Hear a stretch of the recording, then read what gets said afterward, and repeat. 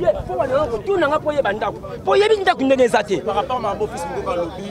les marches sont bloquées et comme il y a des derrière. Pour ça, la marche, on a des avantages, la pilote peut avoir des avantages. Voilà, marche wana pour la paix sous félicitations à continuer la rage yo tina sukati kateka le matin to na sima marche wana pour la marche wana ezali malamu toko sala tout et qu'elle n'écoute liboso pour na kopesa ko bokasité na président de la République ça dit président ko banga marche oté marche ndeko nanga lobi mukolo nanga lobi et marche zo peso courage ezo la musa place olali oyebi batu ba la musa yo bato baza simano nde bandoki Bata Joseph, oh Joseph, là bango, butu mobima balobana. Ça dit bisoni to la musayo peuple congolais nde baza ba ozela. Marche wana ni ma pesa ko to mbongo soke za ngo pesa ye lisusu po ba marche tambola na ba budget. To zala na yango to pio force yo bane ko yeba to zo bomba ma lem su bisoni to zala ba monopole. To zala malobo so to lobe pa na yo. So fongoli mis no maloba wana on se retrouver na kambo zo bomba. Oui, azana raison be fuité bazali so que bino ba journaliste bo ça ba to panzara makita. Soit bokota tina bakati ya biso IDPS na bandi na bakadre na biso wana ezala bakoko so moko ba leba mbongo ya FCC azana raison aboyi ko panza lokola mukolo oyebi mukolo lo bakanio sortir lo baka oye koki bo comprendre mais bino nde ba journaliste boke ko fongola langage wana boye ba ke ba leba mbongo yango ndo moni baza ko linga ko se retrouver te balinga ko bomba biso sko na IDPS peuple IDPS ayeba ke na ke mutakoto na komi mutakoto OK bazo lia biso ndam ko panza mobimba yango na tala bandero na ngai ibola muko tozo panzana loko la mungwa mais boyebaka muto ya kufa wana tikibiso atika biso bemoko asangisa biso apanza biso te soki boeza na batu o bale na FCC balbito panza IDPS bangonde ba panza la kosi IDPS viva IDPS viva ça dit bangonde ba panzana des sortes de combattants et ni kolakisa lolenge o to komema Congo mobimbe yeba wana te na IDPS Congo za IDPS te na bandi na zolo ba vérité Congo za IDPS te IDPS ezali parti oyoyo mutu nyonso yebi ba benga ngo grand-mère ça dit ceux bango ba kendaki ba kotara ba bima lelo ba sala ba kombo wana IDPS ebimisa batu wana yango moni to tika IDPS boyete to zalika kande kozala biso bande konanga na bombi te nazo ninga na boye banga na ba TVT tozo ba masasi so na lasina lokolo na za na défaut na la problème na lokolo na ngai so bo caméra bo refilmer la pimise lokolo défaut uta awa na banzi bomoni tala lokolo eza normal pena lokolo oh eza normal oh lisasi o ko na terrasse to mona makamuna IDPS président de la République na yebi ko bossa na longueur pour na peuple congolais oh ya marche il y a 2015 pardon malobezoli kende bele kanda oye la marche na 2015 to komi poto to katisa nzela elimete na 7e bakangi barrière mutalongola gaz na samutuka na yo ngai yeyo Kabila za na droit okanga te po bana lukata ngwana zalaki lelo ozonga lisute na bomba na sima Tshisekedi ça dit ngama longola gazo na zone sa basoda ba panzani yo lekinga yeyo mais le problème ezali ba colère ya koyeba mabumu nzale leki ba tension leki peuple congolais zo kufa ça le savoir président awa na Congo to lobela FCCT tozo lobela mabumu na biso mbula boni tokoliaka mbula boni to comprendre tozo luka nini na mboko yo tozo luka ka toyebaka FCC salaki nini Joseph akendaki wapi nana bengaki munani bacha longwaki biloko wana se sili Félix Fongola misu na senga no zonga boye na parti awa yo moko totika na bajaka bundu banani batika no biso yo moko ya kosala contrôle na peuple congolais fangisi biso ndengo okokanga porte otuni moko yo ka ba droit ba posa bazana ngo mingi soto tena balobo ba kobimisa kaka nzala Joseph o tout fait trop o bloqué biso soki satala la nzela na yo a préparer nzela na yo tala toyebisa yo peuple congolais fongoli lo misu surtout biso na UDPS comment nango ba black te o ba yebiso ke tozo bima na nzela toni to tambola eza toujours pour na yo so kebite kinga katso mona biso o komona biso na kinga katso bande ko viva tozala bakanda ba colère na banzi kanda na ngai ekomema na lola te nzambe mutayebi passion na zanango yango na lingi IDPS toyeba kosangana eloko moko totikala koyoka o alobaki nda bimisi biso na balabala akofuta biso te tobima na balabala po na volonté na biso tozotala nini ezozanga biso. Président de la République azui président na mboko oyo azali ya parti nini ya IDPS asepeli nanu te amoni esengo moko te tobomba te IDPS a souffrir amoni esengo te musala te boyebisa biso oye na papier alobi ke tozwa bino na musala na président oye uti na IDPS zwa biso ntango Joseph azalaki na président lelo IDPS nete komi ba président c'est-à-dire nete toza na tension wana toza capable ya kozwa musala na facilité musala oyo kopesama na IDPS eza musala ya komaloba te eza musala ya komema biso na esika tozosepela tobiki ya solo tobimisaki président na parti kombo na ye intel lelo biso tozoluka musala tozoya kokangama maboke ezosalama parce que batension ezali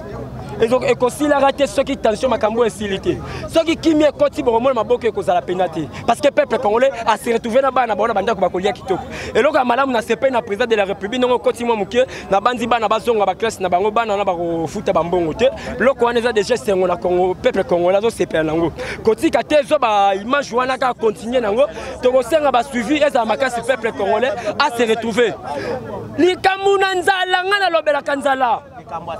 nalobi président de la république nami kotisi makasi na gouvernement te toza na deux sociétés na mboko oyo oyo peuple congolais atalelaka fongolelaka miso ezali bralima ezali société ya silu c'est-à-dire mpo na ngai eza nini soki silu alobi sima na ye komi 5000 masenge komi 500 peuple congolais aya sumaka mapolitiki te atiki mpo azotonga ndako azomela akotalo te fatili ya mela kete beta 50 ans mais peuple congolais atali ndako akolala eza te amesala vanda liaka azomona te peuple congolais kosala ba groupe oyo fature oyo ka passe eza wana te toloba po yo ofongola biso lisunzela po yo za liboso ngala okomaka wana te bandeko ba okoma wana te biso tola force fongola misu na ba place bata FCC balali nde balalu wana balobaki mabe na minoko na bango seke bayebaka batinda mutu bango loba mabe lelo kombo wana bombi yango mutu wana bombami peuple congolais za na kanda toana kanda ne na continuer kanda na banzi bazi nde bavandi abana ba tension musute ezaka ke fongo la biso nzela to se retrouver toza ko kangama na bandi na suki ya bandeko na ngai mbote papa na ngai alors to uti yo za moko po tambula na fils mukoko na mayenyo surtout a lobby yo ko kiko bakisa ya mukie par rapport ya oya lobby ni mae oyo ngana niko bakisa po na ndenge le gardien du temple de la démocratie, fils Mukoko, sentinelle de la République, ndenge a lobby que a reporté marche. Nalingina limbola bien, peuple congolais yoka. Le gardien du temple a reporté marche. Pourquoi? Motema Likunya, il y a un président parlementaire debout. Et là, que ça n'a pas si lobby nazala kiawa, kotala. Keyo ça la analyse moko lokola bana maternelle ba yesika na IDPS ya koloba ke président Fati azo calé pour gouvernement bima et c'est impossible faut que ça malade ba fourmi faut ça na mutu keyo Kabila azo calé be président alors bi président Fati nda mutu azo calé gouvernement et pesa kinga kanda na sala analyse na butune tien Kisekedi Moutou oyo azokale gouvernement za Joseph Kabila Kabange Mandefi. Oh. Oui, assassin, tout fait. Akale gouvernement pour atteindre la président Fati, Babilongo Kaba Yiba, Yakala. Yango président Fati a compliqué bango. Mais nazoka mo président parlement de Bois Kokolo Babiloko anate et c'est impossible. Ndeko nanga to solo non. Nazana mituna final tu na office mukoko na biki yoza na bwanya oko répondre. Soki ndeko Kabila zo pesa président Fati ba kombo alingité. Baza na kati ya coalition cash na FCC. Président Fati za na population na simane ne bino moko IDPS bolo bakie. Parlement te za nango na bato belé ya FCC mais président za na base na ye aza na peuple na simane. Est-ce que président ko nommer ye moko na côté abanza makamwana te. Et loko lobby est très important yango to luka qui marche à le 22. pesa président Fati poa na marche wana lundi tobima na nzela azwa force ya konome gouvernement ya ye moko mais nga ko yebiso analyse oyo na minute oyo muta ko contredire ngaza te FCC za majorité lisute po baati alongwe yango moni Kabila zolela baati tikela biso kombo wana ya parti politique na yo yango moni na zolo baboye Kabila za na esika kokende na biso te noki ya Congo eza Kabila yango tozo yebisa ye boye fils Mukoko gardien du temple a stoppé na nous marche atalela ba cadre ya parti ba marché total bango ndepe bango babotaka courage loka fils Mukoko azali celui qui t'a bien on dirait c'est comme si bozana moi contradiction mongo ba misu bazo c'est la mot d'ordre ba misu balingi mot d'ordre eza contradiction te mutazana kindoki Etienne Kiseke des fils Mukoko eza bango te mutako contredire ngaza te onazoloba à part père mutakufa mutabunda liti loka fils Mukoko na parti azate yo yebi ozo comprendre mutabunda azate tangela ngai nani oya kokani na Mukoko nazokumisa Mukoko te mais nazo esepela pas obundela ba congolais bon kotalo koloba bino moloba ka Kabila za so lokote lobi to mona sali vidéo na moto soki Harley Davidson bazo kumisa ye yene le grand terminator et puis azana ba roulage na kati ya Kingakati azana ba militaire bien armé na kati ya Kingakati bino bazo baka ki asa lokote lelo ya présenter bino mususu azana ba mandat d'arrêt toki Bosco Tanganda tangi ekuna Alexis Tamwemamba mais batu bazolo ba na cité ba olobaka ki akoleka na ye parce que IDPS bozo lala na bino bato bazolo ba wana bazana mafi na mutu na bango limbisanga na loba bongo bazana mafi po nini muta ko livrer Kabila ayebani déjà eza le seul président de la République yende muta ko signer arrêt ya Kabila melana nu bibero na Kingakati asakana na peuple congolais ndenga zo sakana yo zela mot d'ordre ya le gardien du temple hein toko kende lisu palais du peuple te toko keti Kingakati mais ça ba arme kuna mais arme ya Kabila to banga kango Kabila zalaka na ba arme asala nini tolongola na pouvoir to tia Fati yango nga na zo biso boye ndoki ya Congo eza Kabila yango wana nga na zo lobake gouvernement abimisa atinda te bientôt une année mais Alexis Tamwemamba obimane président Sénat wana Kisekedi falamuka wana nga na yebisi yo Kisekedi falamuka Alexis Tamwemamba nozoloba wana akenda na 500 combattants na prison bamonana te ata na ba problème a bombarder avion bochap opération kamwena sap ayebi yango tolinga bango bafanda wana po Kabila luka coup d'état constitutionnel et kosimba te toko telemela ye abo boyebi ka osa coup d'état non ceux qui a commis wana ko mais tango nazo yebisa yo ke parce que ya lobby akosala Sénat à la première institution na mboka non abo que première institution ça c'est la présidence na lobby ha cash couche okutu bas asala ngote na Congo cash couche na Congo asala te nde Sénat ko sala bango tu bato FCC bazana mafia bazo perdre mutu le quoi Daniel Safu oh musisa mutu ekatana ozo comprendre hein bazo perdre Daniel Safu abanda koleka alors ba n'importe quoi que ayebi akoro basala na Kabila na Fati ah baka obimisa ba vérité azali boma ngana ko biso sekela Daniel Safu na hôpital ya campus docteur alobana loba mingi te po musisa mutu batonga yango abelaka liboma nana yebi yango te camarade na ye oyo mutumaki mutebai amelaka diamba lokola Shakazulu amelaka gene bango to ekika bata maboma yo moni bazo fongola su mbanga batalamuka bakoloba lisu nini batalamuka bakombata oyo bakota CV pas fatité mais failli leur pas à permettre kokota CV t'as la courage ça ndeko na bino Congo azo luka bulo atika soldat du peuple tolongola ye kombo ya soldat du peuple tolongola ye yango atikala mbolombolo pamba mutu pamba kati ya mboka oyo yango tozoloba boye nga nazosepela inane koma peuple congolais kanga libumu inane koma président Fati a dissoudre parlement président Fati a dissoudre parlement topesa ye majorité a nommé ba ministre mais na minute oyo président Fati aza na droit ya konommer yango moni na biso stratégie oyebi ke Fatia aza mayele atiaki Ilunga wana premier ministre ntango aponaki mpo Ilunga agima wana kizenga abanda kolala na ye akokufa ne kala mingi te sikoyo nga nayebi so solo ke akokufa ne kala mingi te ozo comprendre basepela na liwa Kabila mela champagne na liwa Etienne Tshisekedi pourquoi pas tokoloba mpe na moto ya FCC Ilunga akokufa ne kala mingi te président Fati atieli biso premier ministre yango omoni nazoyebisa bato ya FCC bakombata ya FCC baza na bango babriketier makambo Kabila azosala so balingi mboka balingaki bamarché tolingi bajamai ti Kabila te na gouvernement tolingi bilongi ya sika yango tozoloba boye tous les combattants baza sima ya changement bazoloba boye na parti na biso munene parti le plus cher IDPS bon agir maintenant c'est le moment ce qu'on doit agir ceux qui doivent agir te semaine l'équipe doit agir te fils mukoko pe sa mot d'ordre ngana ebisi voilà question à Souka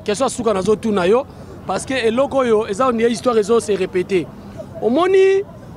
mokolo ba wana ko sala élection obolo ba ke fayula lekisa kimbuta oyebi ke parti ya papa na biso président Kasavubu ezaka pe na ba député misatu parce que ba ndosanga 4 députés ba négligeara parti wana lelo pe IDPS bozo négliger bati likubo boko protéger été muta so koma na ba réseaux sociaux gaza danger bazo menacer aza na posa sala na bino coalition mais IDPS on dirait lo lende vandi bina kati na bino boli ko protéger bati likubo te ne tolo ba na minute ba fundiye ba kosele makamba yiba so ki pe 3 millions so pe combien na bien eza ndenga FCC bakosela pe Moïse Makam pourquoi bati tanga zaki na FCC balobe pourquoi yiba kité tanga longwe a dévoilé secret na bango bakomi koloba papa biso ne tozabe ba garder du temple bato to kola na mamba politique to ko sa débat mamba baati te oh oui mais tout ça dans état de droit donc qui ko sauver baati te pourquoi tout nanga pona nini tanga ko benga baati ezalaki déjà kala baati asalaki majunda baati oui asali majunda asimbi moto azika asimbi moto azika biso tokoko leka te to banda kokumisa baati to banda kokumisa matungulu impossible papa impossible un vrai combattant to ayebi politique ya mwana Etienne Tshisekedi akobanda koloba mamba baati te akoloba mamba matungulu te akoloba mambu ya Madidi Martin te wakotikela biso CV mais na sengela ki pa Fati président Fati mes respect commissaire Tabougoume Sangalema. Oh. Oui. Voilà, tu comme Souka, Lilobano Souka Zali na bana mboko nyonso ba la à travers les Lilobananga ya Souka na zo ebisa ba diaspora ya Lamuka. Na sepeli na courage na bino ndenge bozo finga président Fati. Opposition nde yango wana. Mais boya na kini. Boya na kini boya ko finga Fati. Bomo na buzoba ya ba kombata. Nazo loba na FCC. Na sepeli na courage politique o ba tjazui pour détruire binobo panzana beaucoup regretté nazolo bana ba combattant ba diaspora ya UDPS nga tata nanga akufa likola parti oyo tang bakanganga na aner papa yo ki akufi ba combattant nyonso tout non ba bandi musala te ba diaspora bosana na bino précédé toyebi ba diaspora oyo babunda bazotinda bambongo na bango essence toyebi bao baza na cabinet ya Fati baza babunda te yango yoki tozo sala déboulonnage na cabinet Fati banda na yemoko caméra biso to bunda pona yo odondwa te na batuna INC soko boyi poste ministère bazo pesa yo démissionner no tikana même banda ka kofinga tokozo amida kaka tozo ngisele pa JB. Oui. Tokozo amida to pesi JB yo tikali yo moko to bandi ko beto bigoko tioko kufa. Oyoki na yo yebi ke biso to confirmer que caméra za congolais. Hein? Pour y na ka cash pour na changement. Mais ceux qui ka ko sali ba je ba peso ministère ko boyi ozongi Uganda. Ozo comprendre? Tozo ba maloba suka ngwana lobby bao balinganga bolinganga bao bafinganga bofinganga. Kaka bino ba bofinganga na poto. Botindelanga mbongo veste costume nazobala nazobala na kopesa bino date mais bopesa na on a préparé déjà Merci beaucoup. Nakolo chaîne, oh, na dinga koming, tindelanga la, nazobala. Merci beaucoup.